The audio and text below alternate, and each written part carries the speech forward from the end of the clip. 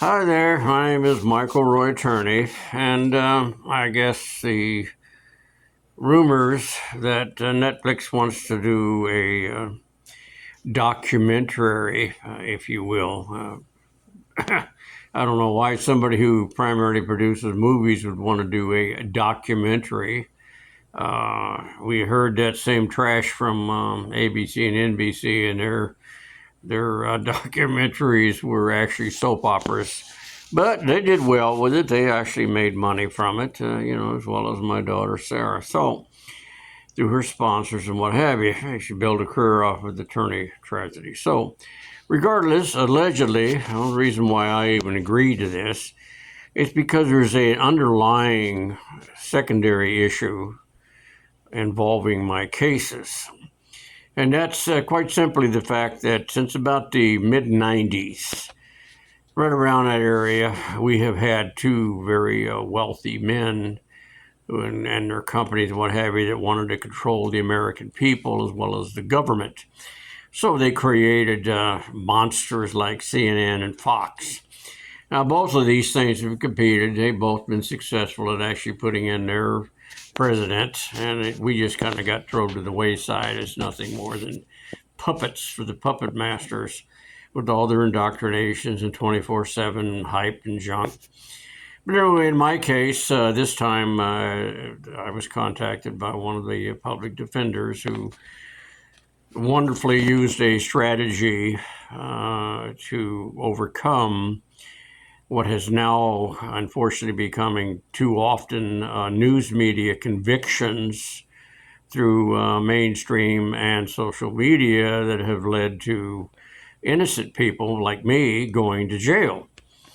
And all done without the need for physical evidence or even sufficient substantial evidence to at least get me incarcerated. Now, the plastic pipe bomb, of course, is a little bit different case. That was just direct tyranny. There was just no question in that.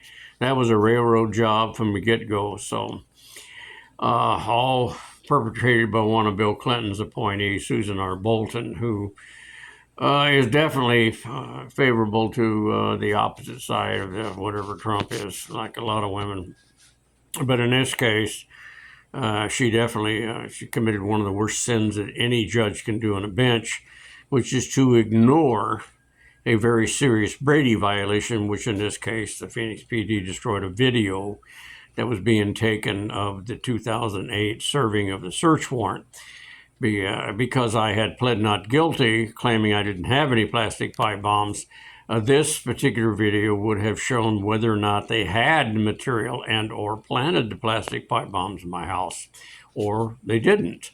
But that doesn't make any difference because Susan Bolton had an agenda, whether it was from her feminine hysteria or whether it was because of paybacks from the Democratic Party for me ratting out on the AFL-CIO for stealing union retirements. Doesn't matter. Anyway, in this up-and-coming alleged documentary by Netflix, it appears that they want to focus on the defense and what they did in reference to my case. Now, I'm 100% for that because though it is not the primary issue involved in the Turney tragedy of Alyssa Marie Turney, of a family already devastated by corporate America with the death of the 34-year-old mother of the family, but having to deal with the bureaucracy involved in Arizona's hypocrisy and authoritarian type government we've always had here for a long time. Very anti-civil, anti-constitutional, as demonstrated by the Phoenix PD and Miranda decision. It continues.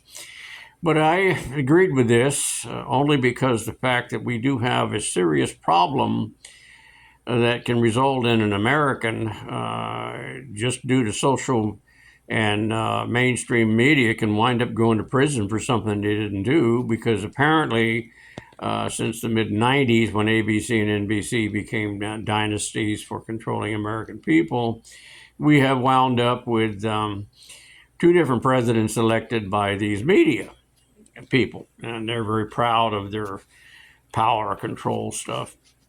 But in this case, if it will show and bring to the attention of the American people that this is serious, when you can throw away the Bill of Rights just because the news media, whether it be this little social media or it happens to be mainstream media that can actually lead to someone being indicted when there is insufficient substantial evidence that a prior Maricopa County attorney refused to send it, but who was a male, but a female will send it there.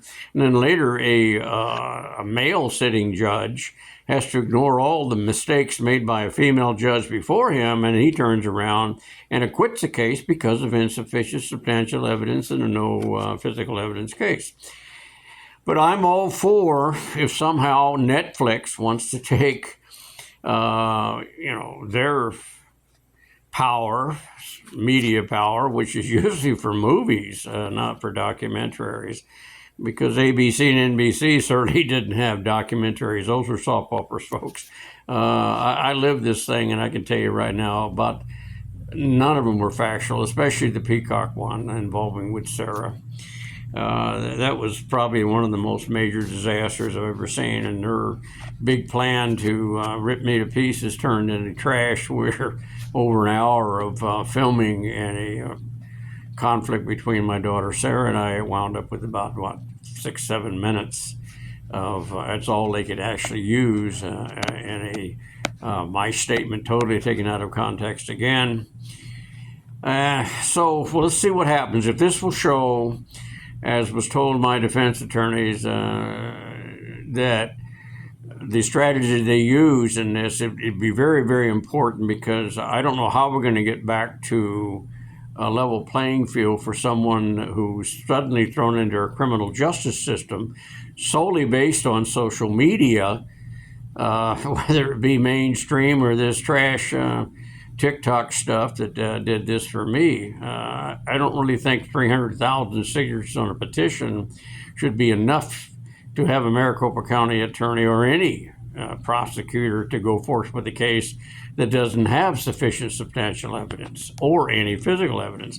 But that's my case. The other case was obviously a railroad job by Susan R. Bolton. So regardless, let's see how this one turns out. I'm not even going to ask for any promises, because media has no moral compass, not in America anyway, especially mainstream ABC, NBC.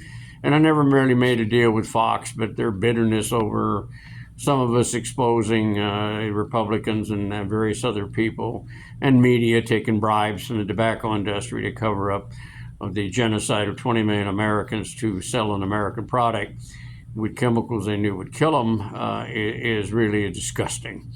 So good luck to you. I'll sit back and see. Doubt very serious if they want to hear from me perspective, because folks, it doesn't matter. At the end of the day, I know both of my cases were political. They were revenge. They had nothing to do with crimes committed, but they took an American who served his country and his community with honor, law-abiding citizen, and then suddenly took his personal life to make him look bad and turned it into criminal cases and then persecuted him.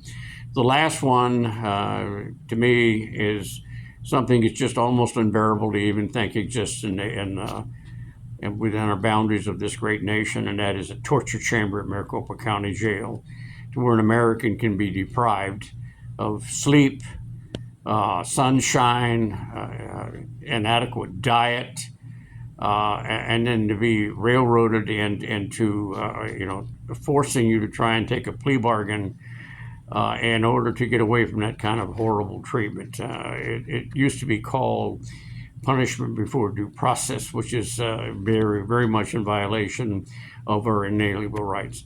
So good luck to you. It's about the Constitution, it really is, but another documentary, I'd be surprised. These people make movies, not documentaries. Good luck to you.